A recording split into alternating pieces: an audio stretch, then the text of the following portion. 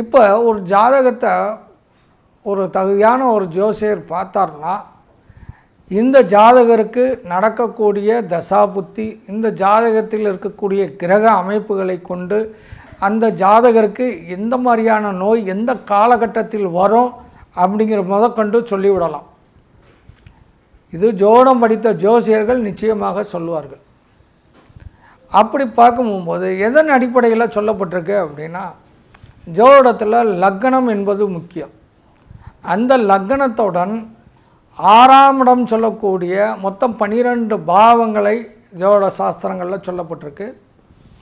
இதில் ஒவ்வொரு பாவமும் பாசிட்டிவான விஷயங்களையும் சொல்லும், நெகட்டிவான விஷயங்களையும் சொல்லும்.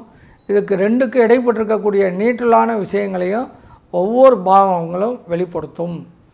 அப்படி வெளிப்படுத்தக்கூடிய அந்த பாவங்களை கொண்டு இப்போ நோய் ஒரு மனிதனுக்கு எந்த மாதிரியான நோயினுடைய தாக்கம் இருக்கும் அப்படிங்கிறதையும் சொல்லிடலாம். இதுக்கு ஸ்கேன் தேவையில்லை, டெஸ்ட்டு தேவையில்லை. இதனுடைய காலம் என்பது இன்றைக்கி அறிவியல் நிறைய ஒருத்தரை ஸ்கேன் பண்ணி டெஸ்ட்டை எடுத்து சொல்லியாச்சுன்னா அவருக்கு இந்த வயசில் நோய் வரும்னு சொல்லியிருக்காங்க. இது மாதிரி எந்த விதமான நவீன கருவிகள் இல்லாத காலகட்டத்தில் கிரகங்களை வைத்தே ஒரு மனிதனுக்கு எந்த மாதிரியான நோய் வரும், அது எந்த காலகட்டத்தில் வரும், அந்த நோய் தீர்வதற்கு உண்டான காலகட்டங்கள் அப்படின்னே இருக்குது. அதில் ஒரு சிறு பகுதிகளை மட்டும் உங்களுடன் பகிர்ந்து கொள்ள விரும்புகிறேன். இப்போ உதாரணத்துக்கு லக்னமும் 6ஆம் இடம் சொல்லக்கூடிய அந்த 6ஆம் பாவத்தை பற்றி ருண ரோகம் கடன் சத்ரு அப்படின்னு சொல்லப்பட்டிருக்கு. 6ஆம் பாவம்.